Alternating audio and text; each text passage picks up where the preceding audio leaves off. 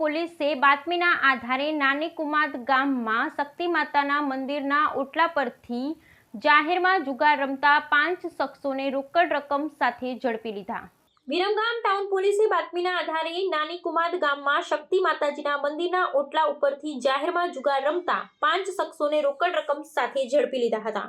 Viramgam town police inspector દ્વારા જુગાર ને દારૂ જેવી પ્રવૃત્તિઓ કરતા ઈસમો ઉપર વોચ રાખવા સૂચના કરેલ વિરમગામ ટાઉન પોલીસ ટીમ પેટ્રોલિંગમાં હતી ત્યારે વિરમગામ તાલુકાના નાની કુમાદ ગામે બાતમીના આધારે શક્તિ માતાજીના મંદિરના ઓટલા ઉપર રેડ કરતા જયંતિભાઈ ઈશ્વરભાઈ ઠાકોર, પ્રતિકભાઈ કરમશીભાઈ ઠાકોર, અશ્વિન રતિલાલ ઠાકોર, મુકેશ મિલાભાઈ ઠાકોર, છોટાજી નવુજી ઠાકોર તમામ રહે નાની કુમાદવાળાને રોકડ રકમ 13,460ના મુદ્દામાલ સાથે ઝડપી તમામ વિરુદ્ધ જુગાર ધારા હેઠળ ગુનો નોંધવામાં આવ્યો હતો।